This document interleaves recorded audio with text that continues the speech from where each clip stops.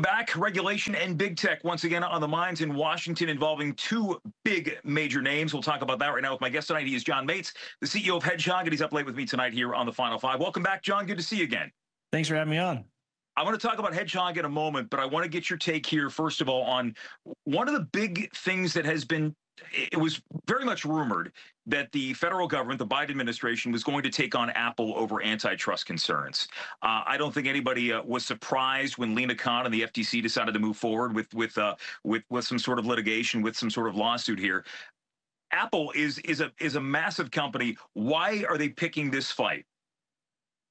Well, Apple is making quite an extensive amount of money off their App Store. And App Store is really a walled garden. You don't get the option as a consumer to choose which apps to download. They make the determination of which apps you can download. They set the rules for those apps, and they take a 30+% fee from any money that you make inside that application for payments inside Apple. And so that's a huge, if you will, that's a huge moneymaker for them, and it sucks a lot of money out of the developers' hands, and it costs the consumers more money. So in this inflationary time, I think that's the reason they're making that decision. Someone needs to do something about Apple, though. They're a huge force in the tech space, and they control a lot of the rules and regulations on apps all around the world.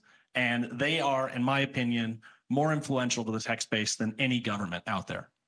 You wrote an op-ed in Newsweek where you said Apple essentially brought this upon themselves. But the way that you're approaching this, and we've talked about App Store battles because of Minecraft and these other games along the way where these makers want to benefit from their own wares, even if they're sold through Apple.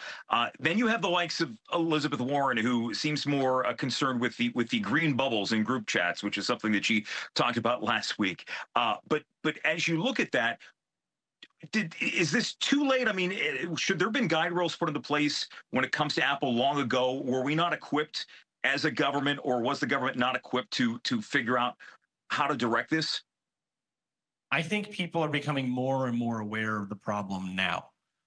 Whatever the reasoning is, whether it's because of the green bubbles or it's because of the 30% commission they're charging, whatever the reason, I'm just happy that they're noticing the problem now and people are taking it more seriously, and more tech CEOs are standing up and saying, you know, they have issues with this. You have Fortnite, Epic's CEO voices concern constantly about it now. Even as early as was it last week, you had Telegram's CEO on Tucker Carlson actually came out and said that he's more scared of Apple than any government out there in terms of regulation for his company. So more and more people are voicing concern, and I think people are understanding the extent of the problem.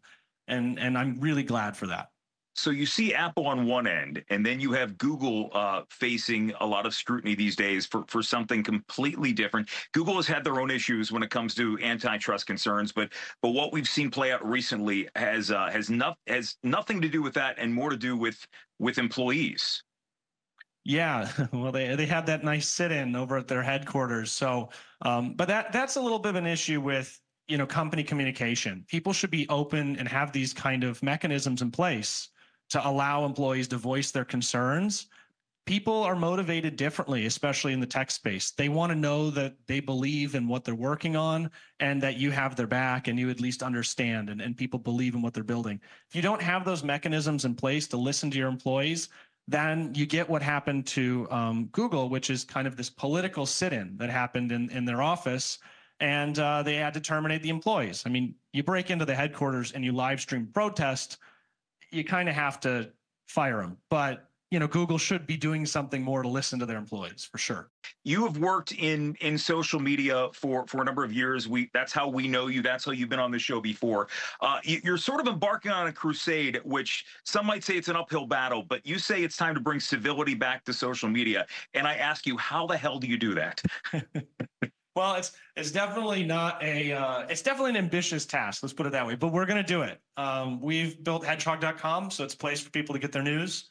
So you sign on, you can track the news of the day, whatever the top stories are, but really the focus is getting people to talk to one another, not talk past each other, really talk to each other. And we do it by putting the people in the community in charge. And it's, like you said, a big undertaking, but the more people feel like they own the community, the more that they're a part of the community, the better the conversations can be. And every feature is purpose-built to facilitate that goal, which is getting people talking to each other again.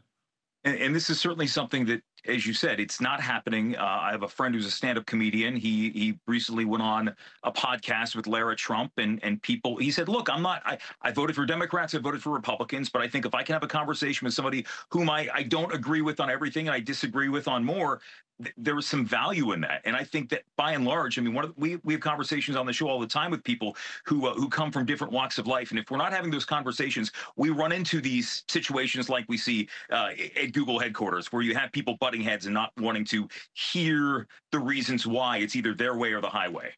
Yeah. Well, and I guess it's like a fundamental value in America, right? We believe that we have the right to disagree with one another, but still have these good and productive conversations. The best arguments will win out in the end. And if we get into the point where our society is so polarized, and I think much of this is due to social media's influence, because a lot of other social media platforms are designed to create more controversy, we're trying to solve it. So when you really dive into it, we need people talking to each other to understand what is the reason that we actually disagree. Maybe we agree on one thing, maybe we disagree on another, and that's all right. But let's have that conversation in a respectful way. And that's what we're trying to facilitate. And we're doing it well through a change in how we've designed the platform as a whole. Hedgehog.com? Yes, hedgehog.com. We have apps on the respective stores, Hedgehog Social. So love to see everybody there. John Mates, good to see you again, man. Good luck with everything. Thanks. Nice seeing you too. Bye. And the Final Five is back right for this.